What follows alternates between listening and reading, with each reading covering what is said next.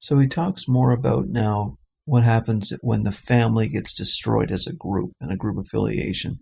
This is on page 41. There's a few good examples here that I thought are worth it, and I talk more about the theory of this in the previous clip.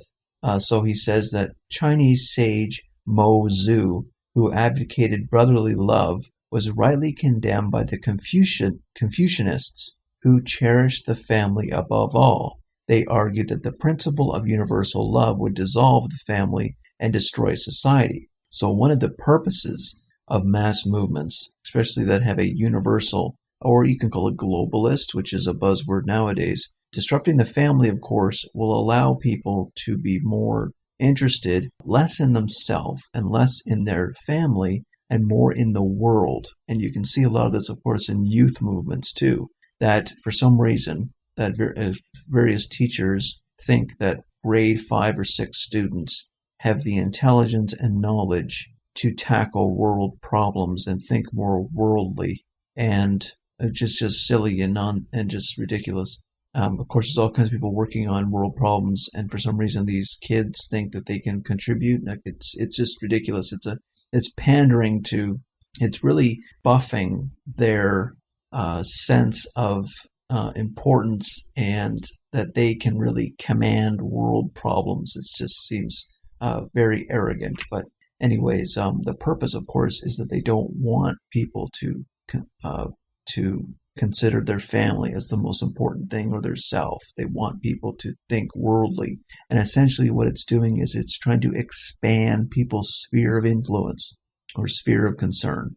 Most people's sphere of concern are in their local communities, and that's about as wide as it goes. Even nationalists, and they care about their country, but again, for the most part, they're concerned with their family as the highest order. But if they can make people forget their family and join a mass movement that has a world interest, then that, of course, is what they want. That's what they would prefer to do. And of course, disrupting the family then becomes so important. So another point here from Hoffer on the same page. He says, as one would expect, a disruption of the family, whatever its causes, fosters automatically a collective spirit and creates a responsiveness to the appeal of mass movements. I've kind of discussed that already. He also says, and I won't quote it because it's a full paragraph, I'll just paraphrase. So he talks about World War II, which is quite interesting.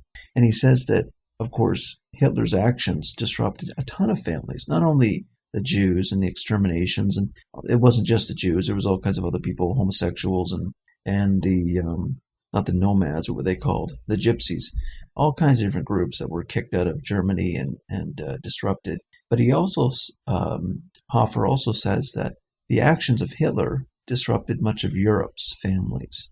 But the actions of the Allies, and you might have heard of Dresden, for example, the actions of Allies also disrupted Germany. And so Hoffer says that Hitler's actions in Europe were just as destructive as the Allies' actions in Germany, which is interesting. And he's talking about the family. So he mentions things like, I guess there was a delay in repatriating German prisoners of war and a couple other things, various bombings and various kicking Germans out of various places east and south of Europe. So he says at the bottom of page 41, it is difficult to see how, even under optimal economic and political conditions, a continent strewn with the odds and ends of families could settle into a normal conservative social pattern. So he says that the effects of World War II, like this Europe, is a breeding ground for a generation of mass movements and violence because families have been disrupted.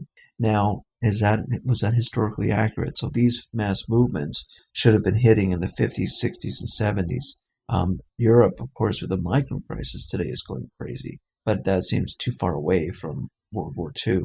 So were there a lot of mass demonstrations in the 50s, 60s, and 70s in Europe? There certainly were in the 60s in the United States, but I don't know about Europe, and I don't think so, but I haven't studied European history in depth, but I don't know of any mass movements in the 50s, 60s, and 70s.